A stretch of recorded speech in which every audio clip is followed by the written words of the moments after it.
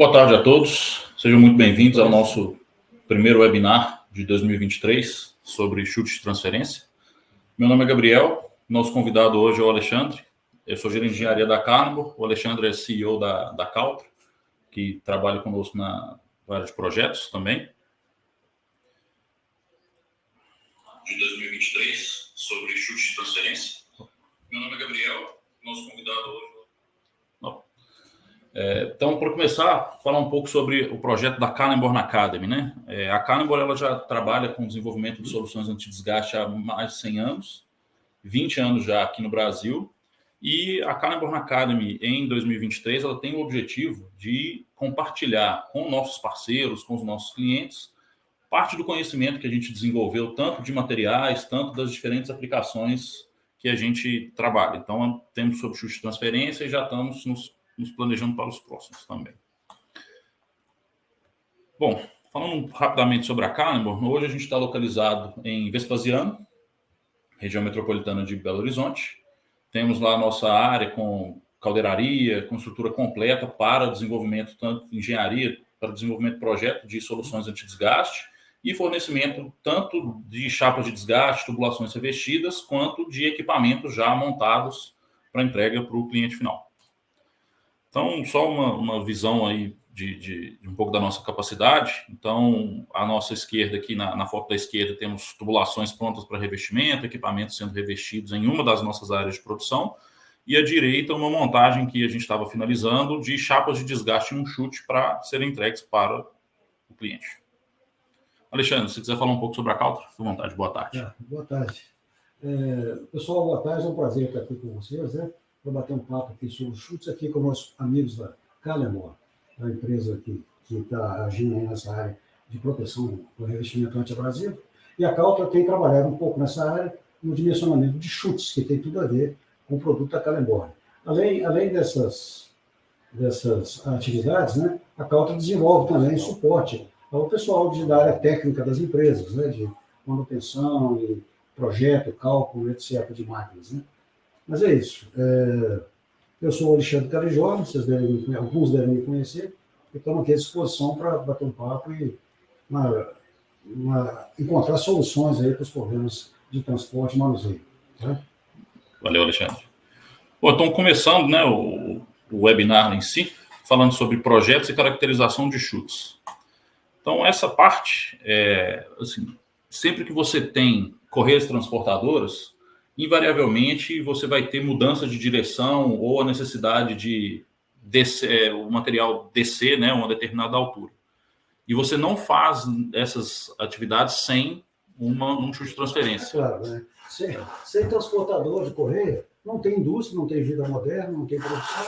E sem o chute não tem um transportador, não funciona. Simplesmente o chute é uma espécie de patinho feio, que ninguém dá bola para ele, vamos dizer que está ali, a camarada vê aquilo lá. Mas aquilo é de extrema importância em qualquer indústria. Sim, e a gente nota isso, né, durante as nossas visitas, assim, que a maior parte dos problemas que acontecem nos chutes, eles não impactam somente os chutes, eles impactam também os equipamentos que estão ao redor. Sim. Então, seja uma balança dosadora na base, a correia transportadora subsequente, a correia transportadora de alimentação, todos eles podem ser impactados se tiver algum problema, né? Um problema na transferência.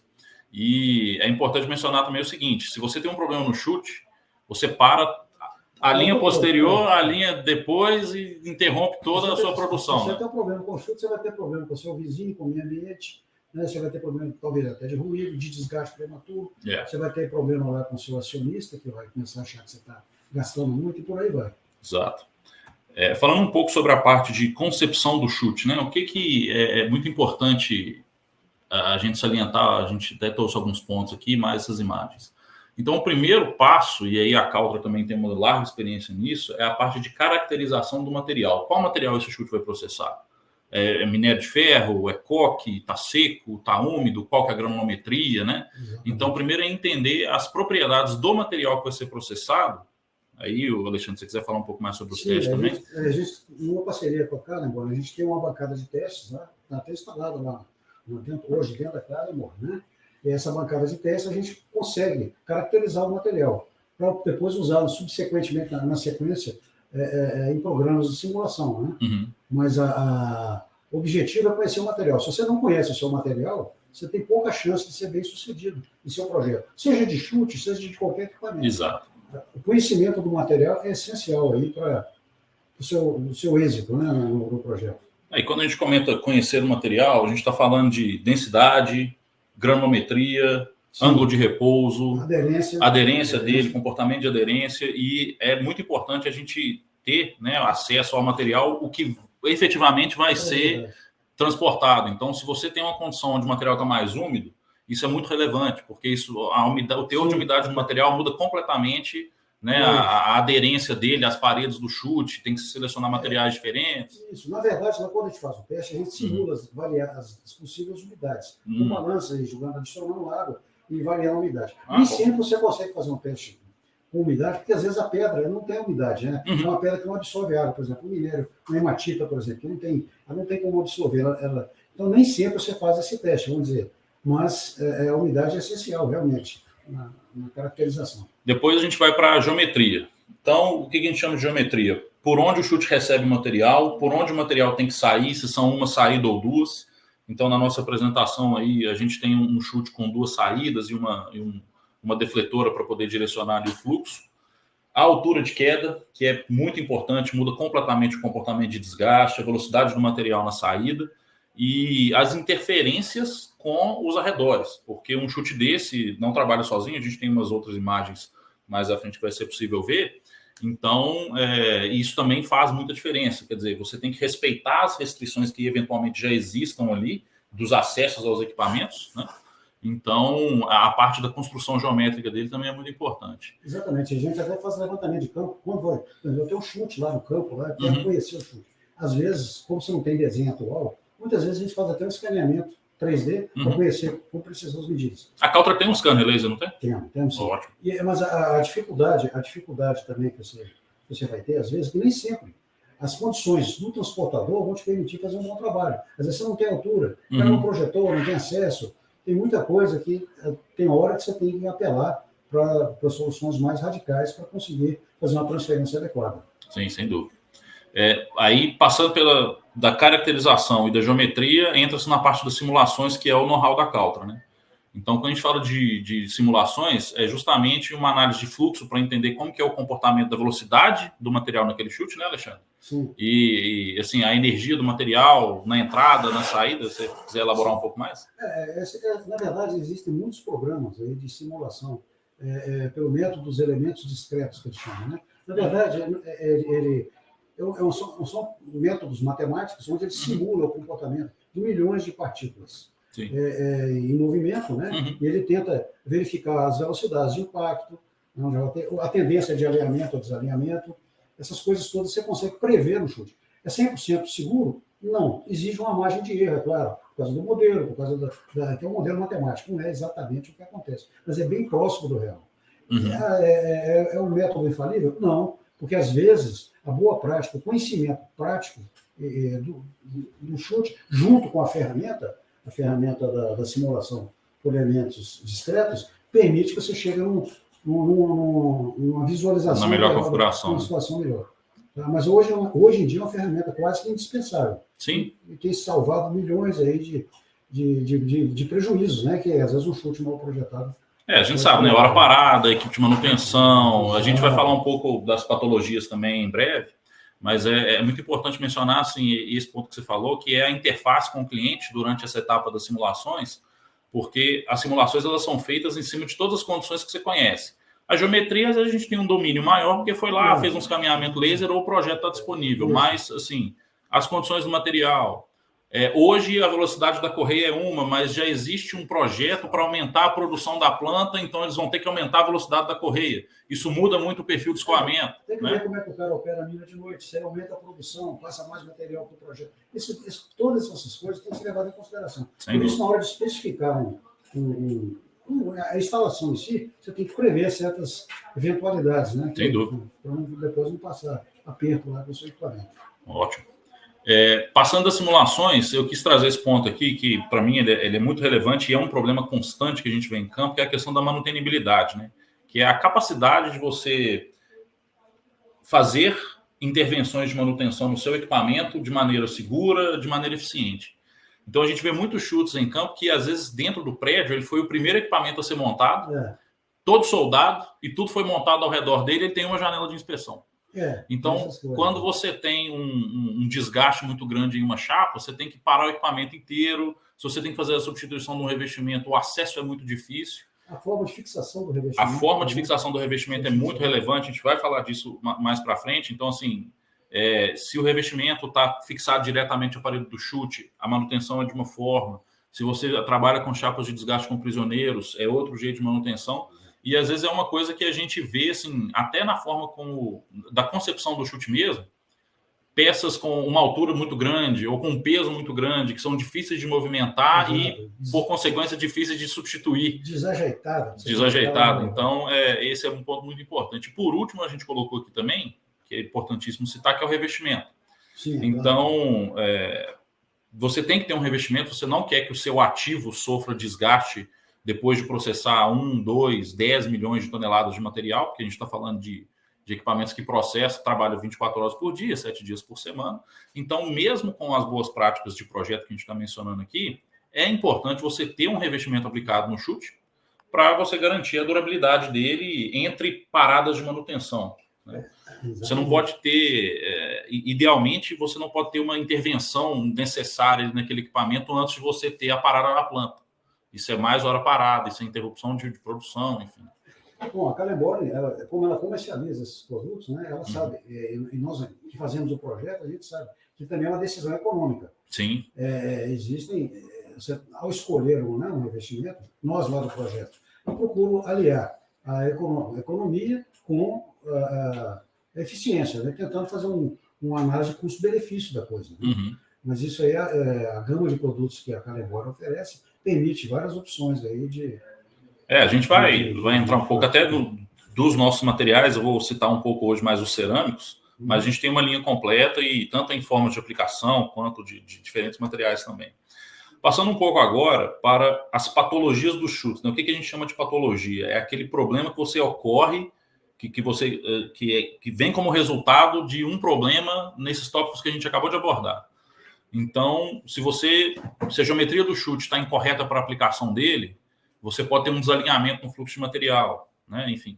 Então, a gente listou aqui, não existe uma ordem de importância ou de problema, mas a gente colocou o entupimento primeiro, porque a gente, assim, pelo menos na nossa visão e do que a gente acompanha junto com os nossos clientes e parceiros, o entupimento é uma das mais problemáticas, porque não marca hora, né? Não avisa. Não avisa, para a sua planta. Ele exige uma interrupção imediata para poder restabelecer o processo, fora as questões todas de segurança, porque como é que você desentope um equipamento que é um espaço confinado, que você acumulou ali por causa do entupimento algumas toneladas de material.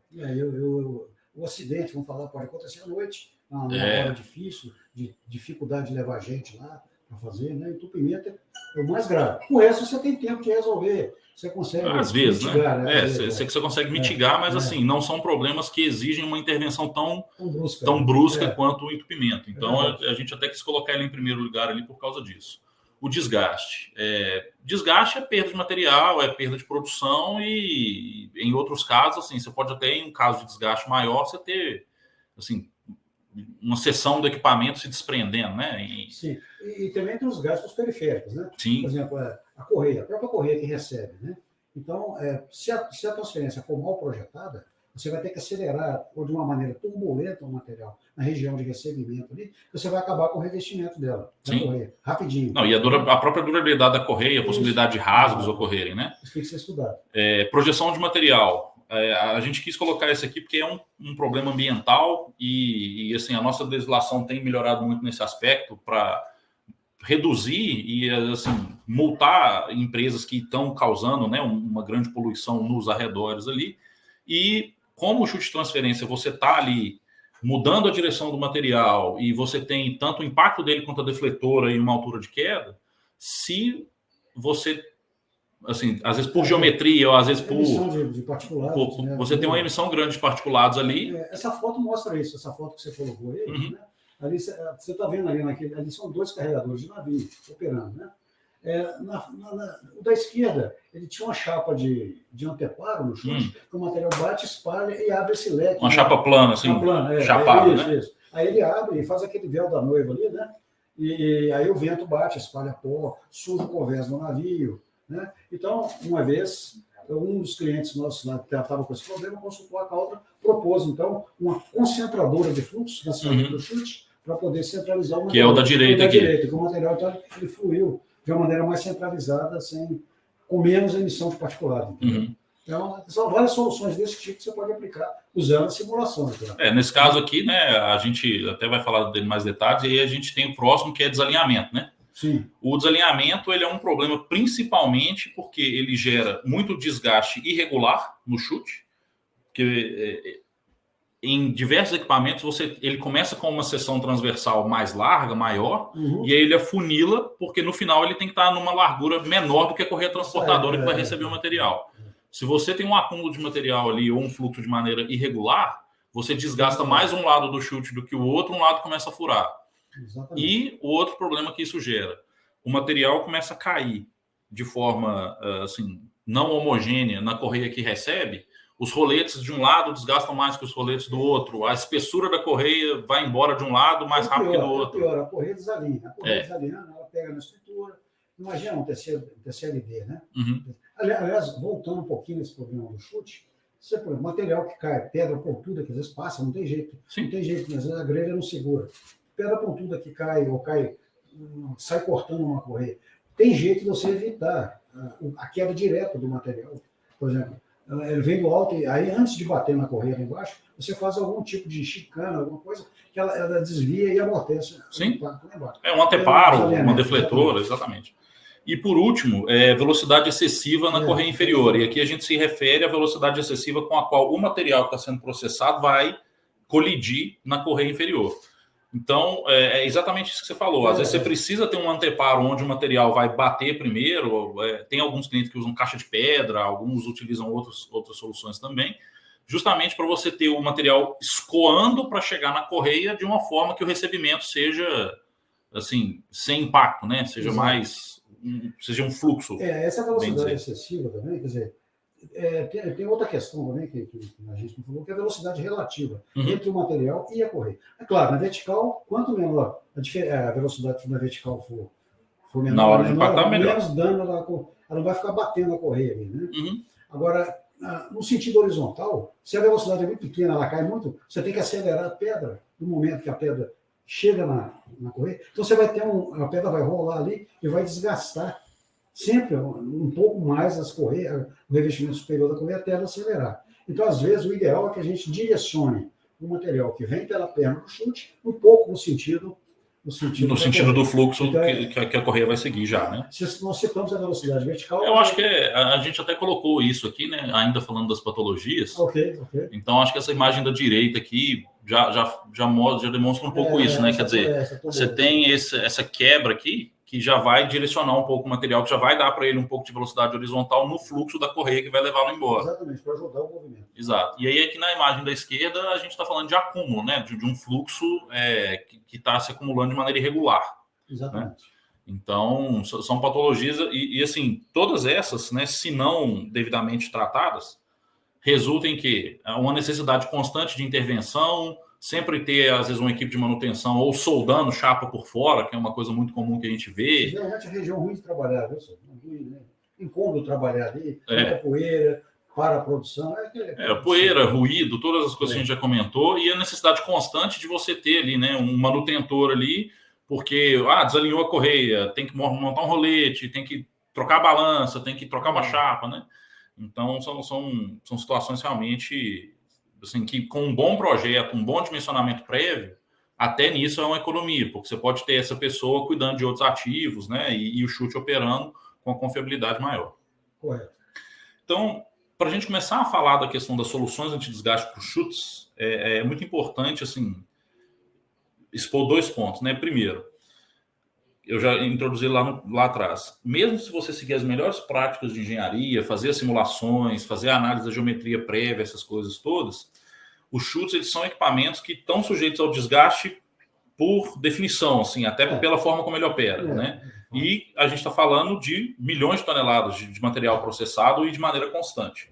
Então, a parte do revestimento a gente já tinha falado lá atrás e ressalta agora. E aí eu vou só introduzir de maneira bem superficial aqui a diferença entre erosão e abrasão.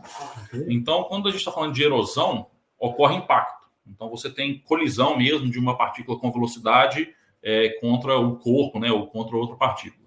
A gravidade ela tem relevância, né, e a velocidade de impacto é muito relevante. E no caso da abrasão, o que se tem é o deslizamento de uma partícula sobre uma superfície. É o arraste, exatamente. Então, ela é pressionada pela superfície e pode causar dano a essa superfície ou dano à própria partícula, enfim. E aí ela ou desliza ou ela rola. E esse comportamento vai depender, assim, do volume de material que chega de uma vez só, né, e etc. Então, e uma das variáveis relevantes aqui também é a compressão, ou seja, o volume de material que está entrando, o volume de material que está saindo, o acúmulo que se tem ali. Então, é só importante a gente falar dessa diferença entre abrasão e erosão. Já entrando nas soluções, a Kallenborg ela tem hoje uma linha completa, uma gama completa de materiais para revestimento dos chutes. E eu vou introduzir aqui os nossos principais materiais cerâmicos. E aí, assim, só comentando por alto, esse ASTM C704 ele é um teste padronizado que determina a resistência à abrasão de materiais à temperatura ambiente. Esse é o nome da norma, basicamente. Então, a gente tem o Abrasist, que é a nossa cerâmica de basalto fundido, com um resultado de 2. O que significa esse 2? Que depois da realização do teste, essa amostra ela perdeu 2 centímetros cúbicos de material, se não me engano. Então, você faz a pesagem da amostra antes, faz a pesagem da amostra depois, o corpo de prova tem dimensões padronizadas, né? Certo. E esse teste ele é feito através da projeção de carbeto de silício de uma determinada granulometria com uma pressão controlada sobre a amostra. Uma determinada queda da velocidade, etc. Exato. O Calosser, ele já tem um resultado de abrasão de 0,3, ou seja, uma ordem de grandeza menor, e a gente também tem o Calcica, que é o carbeto de silício. A dureza desses materiais, por serem materiais cerâmicos, ela é medida na escala Mohs. Então, se a gente for falar assim, qual que é a dureza Rockwell disso? O máximo que você consegue ali é uma correlação básica, porque ele estoura a escala Rockwell, né, que é muito utilizada para materiais metálicos. E quando a gente fala da densidade, a gente quis colocar ele aqui porque são materiais assim que a densidade deles, ela muitas vezes é até comparável à densidade dos materiais que estão sendo processados. Por que isso é relevante? Se você faz um revestimento com aço, por causa da densidade do aço, as espessuras que você tem que utilizar, o peso por metro quadrado do revestimento para a durabilidade que você precisa fica muito grande. Então, você tem que ter uma estrutura. Geralmente, essas estruturas de chute já são superdimensionadas, né? Assim, o fator de segurança tem que ser alto até pela necessidade da segurança do equipamento. Mas, utilizando um revestimento cerâmico, por exemplo, em um chute de transferência, em um silo, alguma coisa assim, o volume de material que você adiciona o peso desse material, do revestimento cerâmico, é o mesmo peso que o material que você está processando adiciona enquanto ele opera. Então, você não precisa superdimensionar a sua estrutura, não precisa adicionar mais reforço, aumentar a espessura da chapa. Uma pergunta que eu nunca fiz, eu queria que você me explicasse. Quando eu estou usando um revestimento muito pesado, aumenta muito o custo de montagem? Ou seja, o custo da manutenção é muito mais alto? Tem vantagem usar material mais leve para fazer a montagem? Não, sem dúvida. Assim, o revestimento, quanto mais pesado ele e hoje a gente já tem até normas, instruções normativas de segurança do trabalho, eu acredito que uma pessoa sozinha ela não pode manipular uma peça que pese mais de 20 quilos, por exemplo. Então, se você tem uma peça lá, uma chapa padrão de 390 por 390 milímetros, em um material metálico com 30 milímetros de espessura, com certeza você vai precisar ou de uma talha de corrente ou alguma coisa, ou 2 pessoas para manipular aquela peça com segurança e montar. Uma outra coisa muito relevante disso que você comentou também é o seguinte: a gente sabe que a instalação é feita corretamente, mas à medida em que se desgasta, eventualmente você pode ter uma chapa, um revestimento metálico desse se desprendendo. É um caso que a gente já pegou também. O estrago que ele pode fazer é maior. O estrago que ele faz é muito maior, o peso é muito maior, né? Então, aqui a gente colocou assim, a gente também colocamos essas fotos para apresentar. A gente também tem materiais compósitos. A gente tem um concreto de base cimentícia com ótimas propriedades anti-desgaste, que é o Calcrete. Então, ele pode ser visto nas 2 fotos aqui da esquerda. E mistura-se com água, como se fosse uma argamassa normal, e a quantidade de água permite até a aplicação em superfícies suspensas, assim, sobre a cabeça, sem ele cair. Ele fica no teto, fica em paredes verticais.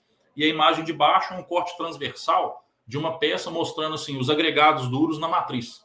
Então tem ótimas propriedades de resistência também. Ao lado, e centralizado, é o Calpoxy, que é um composto de resinas epóxi com cargas minerais, com agregados que também tem ótima resistência ao desgaste.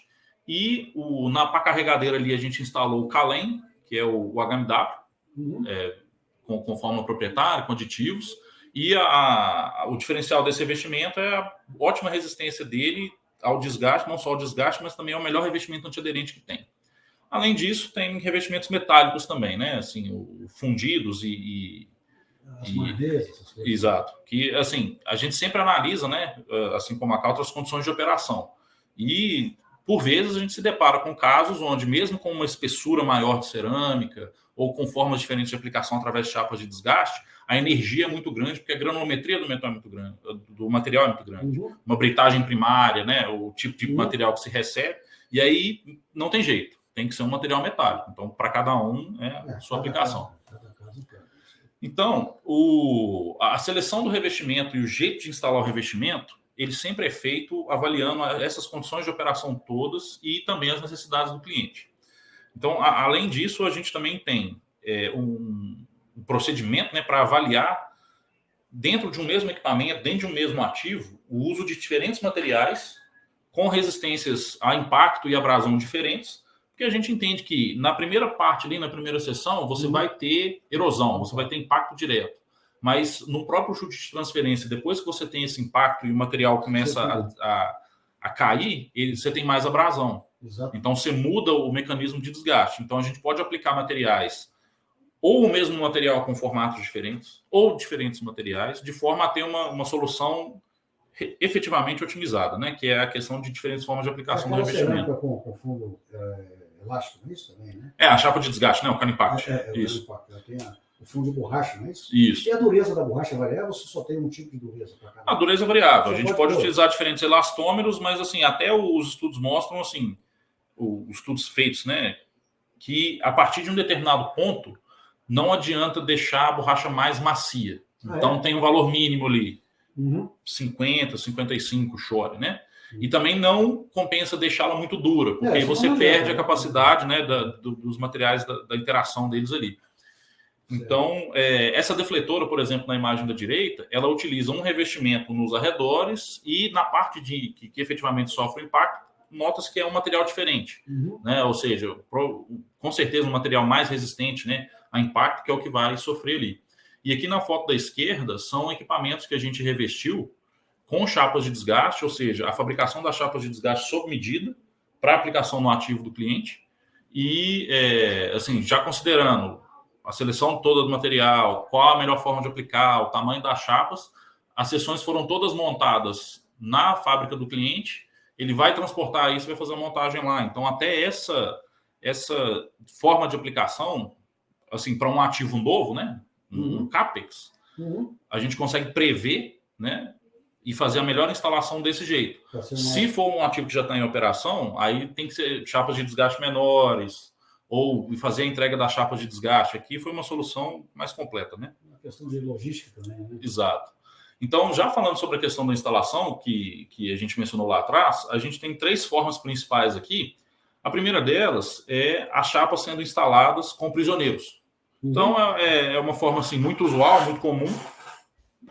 O equipamento tem furos, né? Ou, assim, os furos já são feitos durante o projeto, projetados para aquilo. Você coloca a chapa de desgaste de dentro para fora, fixa com parafuso porca-arruela, simples. Existem casos em que o cliente, por uma quantidade de intervenções que ele já fez, ou por outras situações, ele não quer furar o equipamento dele. Ele não pode fazer os furos. Então, a gente teve um projeto recente em que a gente fabricou as chapas de desgaste com recessos para serem fixadas com solda de tampão. E depois da fixação das chapas de desgaste, a gente também entregou os cubos cerâmicos e o adesivo epóxi especial para ele tampar e garantir a proteção integral da peça. E isso é a foto que está à nossa direita aí, essa foto vertical. E, por último, a gente também consegue fazer a instalação do revestimento cerâmico diretamente no costado, com argamassas especiais. A principal vantagem dessa forma de aplicação é a junta. Você praticamente não tem junta ali, você fica sem folga. Então, quando você está trabalhando com granulometrias muito baixas de material, quando você está processando pós muito finos, se você tem uma junta grande entre uma chapa de desgaste e outra e tudo, você tem esse pó fino atacando exatamente ali entre as suas juntas, e isso pode comprometer a durabilidade toda do ativo, né? Então, essa aplicação feita diretamente no costado, ela mitiga esses problemas.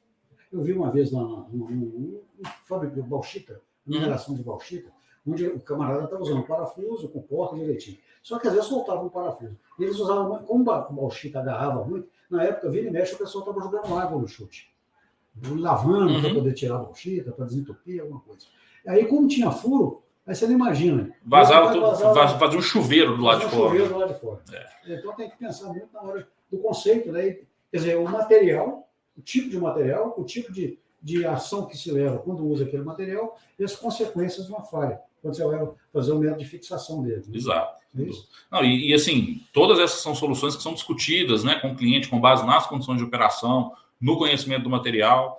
Existem projetos que foram executados de determinada forma no passado e a gente propõe melhoria, a gente propõe mudança, justamente para extrair, para dar para o cliente extrair a melhor propriedade do revestimento cerâmico, né, para você não ter essa situação igual você mencionou na mina de bauxita, e para dar uma solução efetivamente otimizada. Agora, outra customização, né? O formato dos elementos cerâmicos muda também dependendo de qual que é o mecanismo de desgaste. Então, se você tem mais erosão, se você tem mais impacto, faz mais sentido utilizar elementos cerâmicos de tamanho menor. Ou seja, você tem uma determinada espessura, a área é menor, você tem uma maior resistência a impacto ali intrínseca do material. E como a granulometria é maior, se você tem uma área de junta um pouco mais significativa, porque o elemento cerâmico é pequeno, mas se a granulometria do material é grande, ele não vai atacar, ele não vai comer a junta ali. Então, ele está otimizado contra a erosão. Voltando, aí o outro caso, né? Se você tem uma granulometria mais baixa, faz sentido o uso de elementos cerâmicos de maior dimensão, justamente para você reduzir a área de juntas que você tem entre um elemento cerâmico e outro, que é o que a gente fez nesse equipamento da direita. Aqui é uma transição de retangular para cilíndrico, onde as faces planas foram todas revestidas com chapas de desgaste com elementos cerâmicos de maior tamanho, e a transição as partes raiadas, né, que fazem a transição do retangular para o cilíndrico, a gente fixou placas de revestimento cerâmico fixadas diretamente no costado do equipamento. Então, passando agora para cases, que a gente quis selecionar aqui para poder compartilhar com vocês nesse webinar de hoje. O primeiro, a gente quer falar de um problema de erosão. Então, trata-se de um chute numa mineradora que fazia descarregamento de pelotas. O revestimento original era uma chapa bimetálica, de espessura 10+7. Então, da nossa audiência aí, quem trabalha com chapa bimetálica, né, sabe que é 10 milímetros de base mais 7 milímetros de revestimento duro, né? E esse revestimento ele durava 75 dias. Então, com 75 dias já havia necessidade do cliente fazer intervenção, trocar. Essa aqui é uma imagem que a gente pegou antes da substituição. O que vocês fizeram? A gente, assim, tem um chute que se move em cima desse equipamento, né, um tripper. Então, ora ele joga material de um lado, ora do outro. Então, a gente precisava proteger essas duas faces. O que a gente fez foi selecionar, foi fabricar chapas de desgaste com a nossa cerâmica de alta alumina, com o Calocer, e além da cerâmica com uma espessura, a espessura adequada para essa aplicação, a gente colocou também, não sei se vai ser possível ver aí na foto, essas banquetas com um elemento anti-desgaste, né, que é o choque bar, para ele formar um pequeno acúmulo de material ali e proteger a chapa de desgaste. E a base da cerâmica é elástica?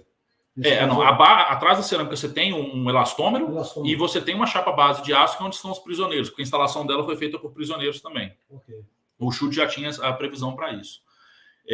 Depois da instalação, após 90 dias, a gente esteve presente no cliente para poder fazer as avaliações, para poder ver a efetividade da solução, e a cerâmica não tinha sofrido 1 milímetro de desgaste.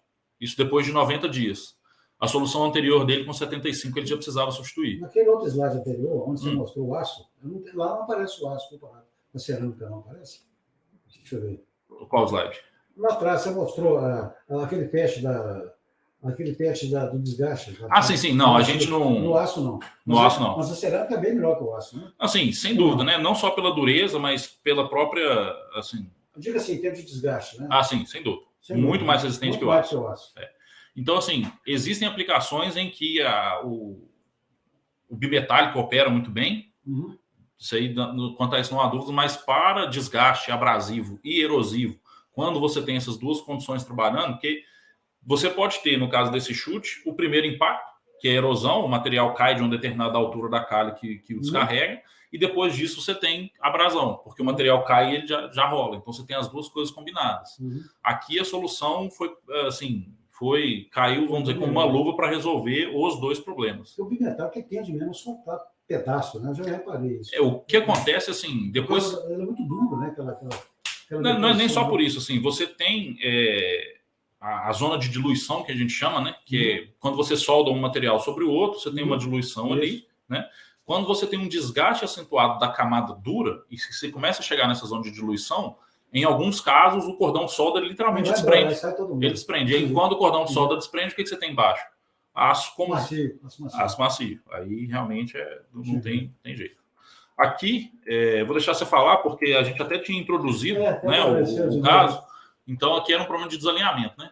Esse aí foi um caso realmente muito feliz, né? O nosso cliente ficou satisfeito, porque tinha uma comunidade em volta disso aí, que estava reclamando de poluição no mar, né? E tinha pescadores aí perto e estavam sendo prejudicados, né? Por causa dessa e estavam jogando realmente muito material. Então, a solução foi simples, né? Eles queriam inicialmente usar tromba telescópica, imagina. No carregador, você colocar uma tromba, ele é pesado, tem acionamento, tem que olhar, aí tem que ver a estabilidade da máquina, tem que ver um monte de coisa. Aí não, foi uma solução que praticamente era o mesmo peso da chapa lá, e uma espécie de um cone invertido, vamos falar, um cone, centralizando o fluxo do material. E, felizmente, a gente se deu bem. Eu acho que tem muito caso de carregador de navios aí, que os caras ficam usando aí essas trombas telescópicas, que dá trabalho, dá manutenção, que estraga também, que ele poderia usar uma solução parecida com essa, tanto para minério quanto para cereal. E para grãos, né? Eu gostaria muito que isso fosse mais discutido, esse assunto, sabe? Principalmente para materiais mais leves, para cereais, etc. E que é importante mencionar, assim, a gente às vezes fala cereais em comparação com minério, mas são extremamente abrasivos. Alguns são. Assim, arroz, soja... E esses granéis que você processa em grande volume para carregar navio, isso é extremamente abrasivo. A gente, inclusive, tem fornecimentos que a gente faz que você vê a tubulação, você fala, é milho. Não. Milho ele fura a tubulação, fura um equipamento assim, com muita facilidade, igual um minério. Né? Exatamente. Então, é interessante ver, né? Quer dizer, na foto da esquerda, até o convés do navio aqui está sujo, né? Assim, acho que dá para ver no canto da foto, acho que tem alguém lavando ali. E pelo fato do fluxo estar muito espalhado, o próprio vento, né? Já espalhava, jogava no mar e tudo. Todo mundo perde, né? É complicado. E o último case que a gente queria trazer hoje é um equipamento que sofria com problemas de entupimento e também abrasão em um cliente nosso de siderurgia e até aquelas chapas que a gente fez a instalação por solda, que é o ativo que o cliente não podia furar.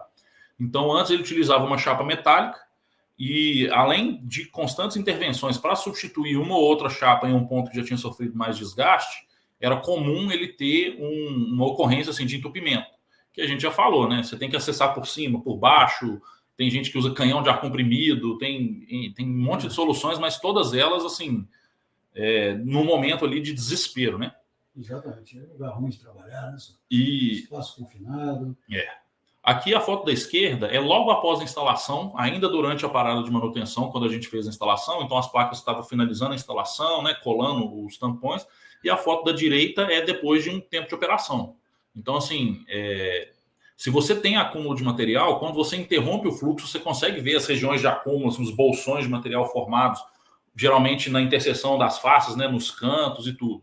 Com as chapas de abrasiste, de calimpaque de abrasiste instaladas, a instalação desse revestimento ela ocorreu no ano passado, então ele ainda está dentro da estimativa de vida útil dele, mas a gente já teve um feedback muito positivo do cliente de que assim, as intervenções que ele fazia para desentupir o chute, ele praticamente não faz mais. Então já é uma aplicação assim testada, né, aprovada, e a questão da substituição aqui vai da forma como o cliente escolheu para instalar. Talvez ele precise de um pouco mais de tempo em comparação com uma solução que utilizasse prisioneiros, né, parafuso, que o pessoal corta, arranca a porca, corta o parafuso, tira a chapa. Mas aqui ele tem a vantagem de não ter nenhum furo, de não ter nenhum vazamento para a área externa do material que ele está processando. Exatamente. Bom, pessoal, queria agradecer a atenção que vocês nos deram aí até agora e abrir, né, para perguntas dos espectadores. Ricardo, se tiver alguma, já somos todos ouvidos.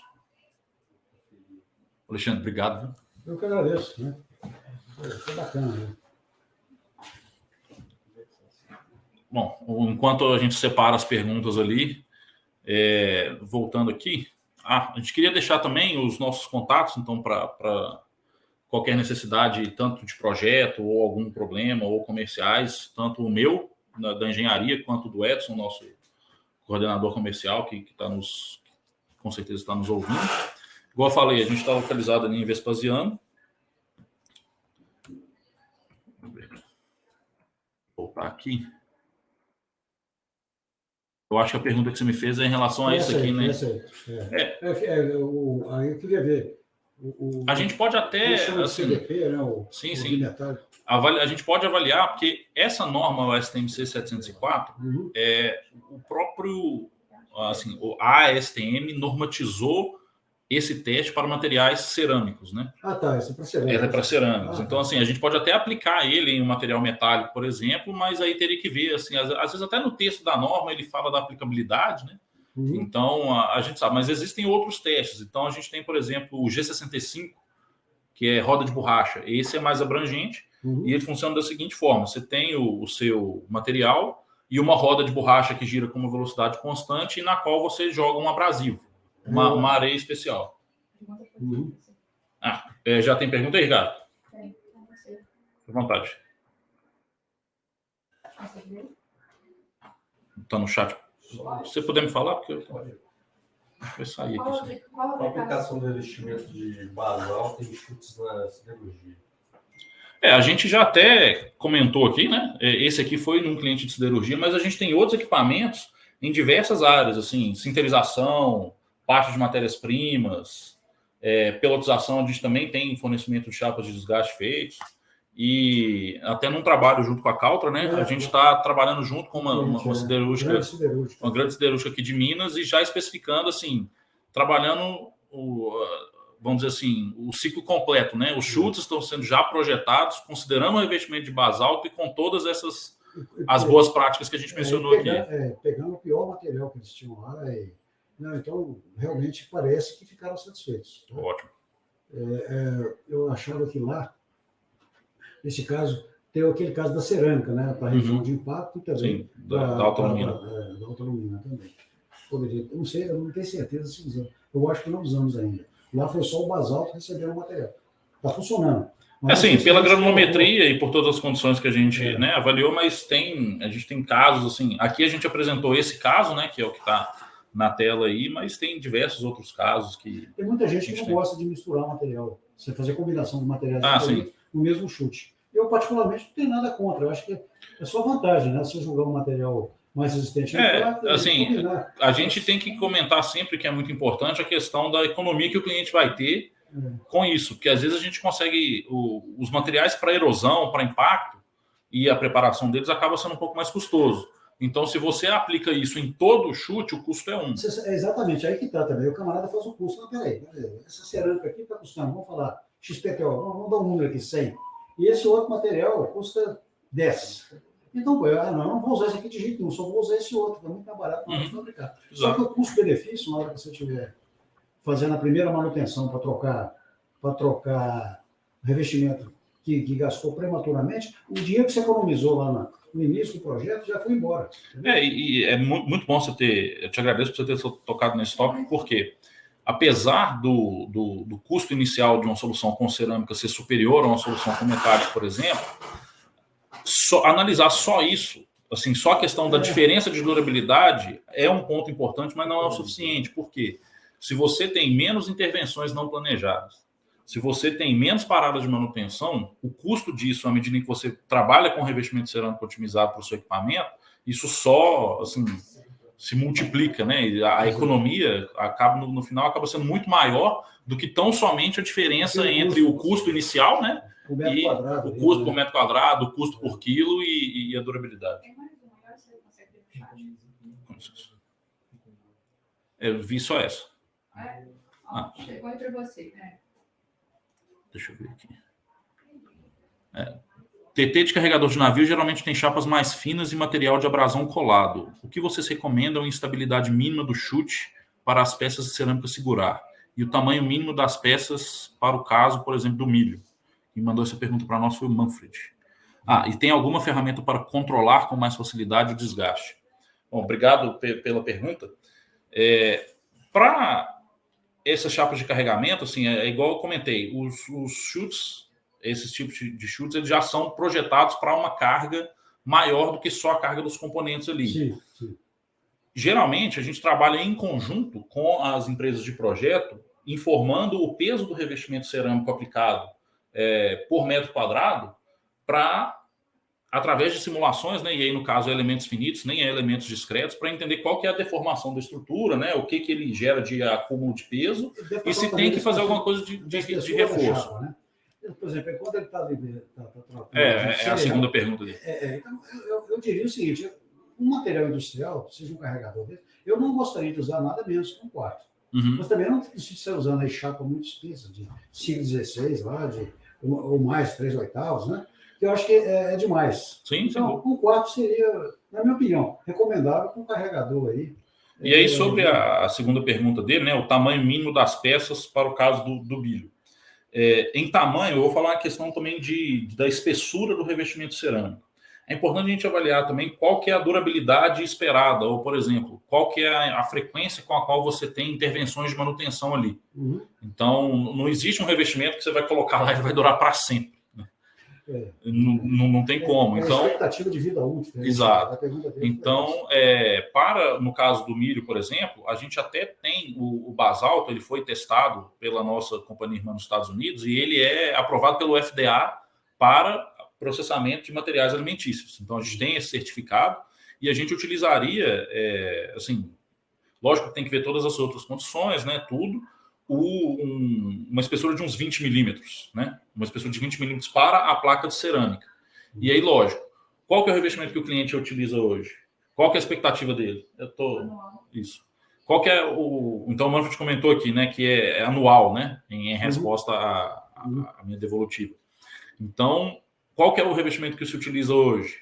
Qual que é a durabilidade que ele tem hoje? Qual que é a durabilidade que o cliente necessita? Então, a gente reúne essas informações todas para poder selecionar a melhor espessura, a melhor forma de aplicação e garantir assim, que você vai ter a durabilidade esperada, vamos dizer, entre paradas, né? Reduzir a necessidade de intervenções não programadas, não previstas, enfim.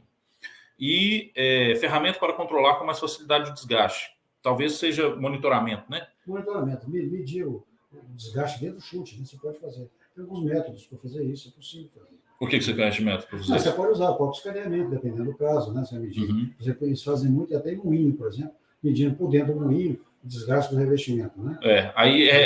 Em todos os casos requer, né, o equipamento desligado, desmontado, vazio. Tem que ter parada para medir.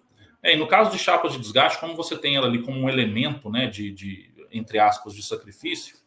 Uma boa inspeção visual, acho que ajuda também. A gente tem já, e para a nossa cerâmica de alta alumina, que a gente chama de Caldetect visual, né? Que é uma placa de alta alumina que ela tem uma parte dela que tem um corante de cobalto de uma cor muito viva, um azul muito vivo. Então, a gente aplica ele virado, entre aspas, assim, para dentro, né? Para o elastômero e tudo. Então, depois de um determinado desgaste, 60% da espessura da placa, essa coloração aparece. Mesmo com materiais tipo minério, né? Foram feitos testes, essas coisas todas. Então, apareceu essa indicação em uma inspeção visual, você consegue ver, aqui eu tenho 40% da minha vida útil da placa ainda ou antes. Quanto tempo leva um teste desse? Ele aplica o material, daí um dia ou dois, talvez? Não. É assim, é uma placa que você coloca junto com o revestimento cerâmico para ela operar junto lá. Ela fica lá, ela vai direto. O problema que se mostra é um descolamento da cerâmica. Ah, sim. Da borracha, né? Aí o que a gente tem, e assim, a gente sempre busca um controle de qualidade muito grande, tanto das matérias-primas quanto dos processos, é assim, nos testes que a gente fez, se a gente tentar cisalhar para remover a cerâmica da borracha, rasga-se a borracha, mas a cerâmica não solta. Uhum. Então, a força de adesão dos materiais, dos adesivos, do que a gente utiliza para fazer o processo de vulcanização, resulta em uma adesão assim, que a cerâmica literalmente ou ela tem que desgastar ou quebrar e romper toda para sair. E a gente sabe que ocorrem problemas de descolamento, é muito comum também, às vezes, com revestimentos poliméricos, só poliméricos, né? O calor atrapalha isso aí? Um pouco, talvez, né? Sim. Para essa aplicação, né, um carregador de navio, aí eu me pergunto se ele estaria sujeito ao calor, mas até no caso dos elastômeros, a gente trabalha com parceiros que, assim, eles estão capacitados para selecionar para nós ou um elastômero mais resistente à temperatura, porque a temperatura padrão que a gente recomenda é assim, não passar de 80 graus. 80 graus para uma chapa de desgaste cerâmica com um elastômero ali. Para a maioria das aplicações que a gente comentou aqui, atende, mas assim, às vezes é uma aplicação numa siderurgia, que tem uma temperatura mais alta, residual de um outro processo, né? Mas isso tudo é parte da avaliação que a gente faz para fazer a oferta. Exatamente, aquilo que a gente falou lá no início. Você fazer um bom projeto, você tem que conhecer o material que você está manuseando e o processo. Exato. Sem conhecer o processo também, com temperatura, você não tem chance de fazer uma coisa bem sucedida. Né? Assim, no caso de chutes, né? A temperatura ela influi mesmo na questão da resistência do revestimento em si, né? Mas, por exemplo, se a gente está falando de fluxo em tubulação, um aumento significativo da temperatura muda completamente o comportamento do fluxo. Né? A gente sabe que assim, que a análise ela tem que ser detalhada e muito bem feita. Correto. Obrigado para quem enviou a pergunta. Bom, então, a gente não tem mais perguntas aqui no momento. Eu queria agradecer a todos que estão nos prestigiando aí nessa tarde. Em breve a gente já publica, né, qual que é a nossa perspectiva de fazer o próximo evento da Calenborn Academy. Quem tiver sugestão ou às vezes um problema que queira sugerir também, fique à vontade para nos acionar nos nossos contatos aqui. E agradecer ao Alexandre, muito obrigado pela presença conosco e pelos trabalhos, né, pelos projetos que a gente desenvolve junto. É um prazer estar aqui com vocês. Muito obrigado, uma boa tarde. Boa tarde.